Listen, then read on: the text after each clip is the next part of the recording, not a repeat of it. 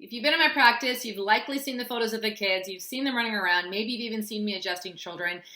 Family care is absolutely looking after people at all ages and stages of life, from newborns and infants to folks in their 70s, 80s, 90s, and that's really joyful for me. When it comes to children, I want to remind you that kids experience stress dramatically. The same types of stresses, but they're just different in how they process and handle them compared to us as adults. So if you have children in your life, whether this is your grandchildren, kids that you look after, siblings, your own children, step kids, however these kids fall into your life, I want to encourage you to pay attention to signs of stress in children. I'm recording this now in the middle of August.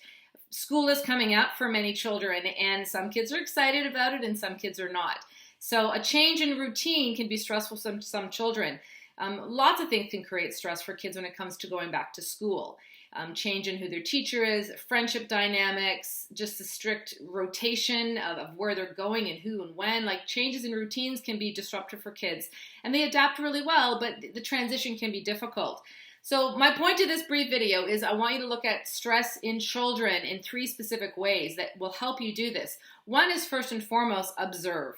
Watch your child for any changes in behavior or things in their body. So what do I mean by that? Change in behavior looks at their temperament. If they are suddenly a child that goes from being happy and joyful and energetic to wanting to be retreated, they're really quiet, they're restless, they're anxious, this can be a sign that there is something kind of on their mind that they don't know how to deal with yet.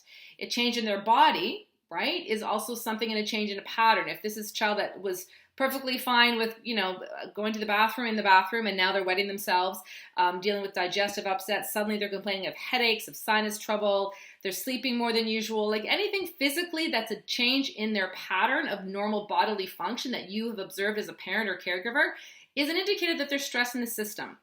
Same thing for you as adults, but right now let's focus on the kids. So the first thing to look for in your kids is a change in their body, right? So a change in a pattern of their body, or observe a change in how they are behaving, okay? Temperament changes. Be aware of them. Now, the best way to do this is to engage with your children, which is the second thing I want to make sure you're doing. Engaging with your kids means as much as possible with our busy schedules, making time for play with interaction. It seems like something that is redundant. Of course, we're engaging with our kids, but I know how many families are feeling stretched and pulled, particularly in the summer months when they're juggling, different schedules, camps in addition to work and different activities that these kids are involved in that they're not involved in the rest of the year. So as much as possible, paying attention and engaging with your children, making time for joy, for fun, for those conversations and quiet moments where you can observe them. Because observing them for changes in behavior and pattern is really difficult if you can't engage with them. So make the time. The third thing I want you to do is also make sure that you are attending to their physical health as best as possible. What they're eating, how much they're sleeping, that they are making time for play and fun. These are requirements for children's health. Obviously, chiropractic comes in. I look after lots of kids, not because they have back pain, neck pain, but because they are kids and they are growing and they're going through spinal events and they have stress. And, if you've seen any kids in my practice, you see how much they love to get adjusted. So if you need to support your child's health with some spinal care, it's a great time to get it done.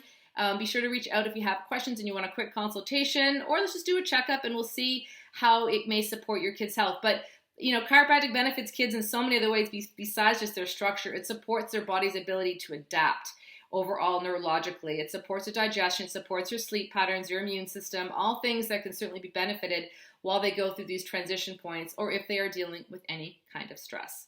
Okay, I hope this is helpful to you, friends.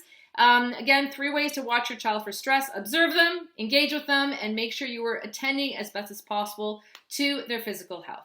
If you have any questions, be sure to let me know on one of your next visits.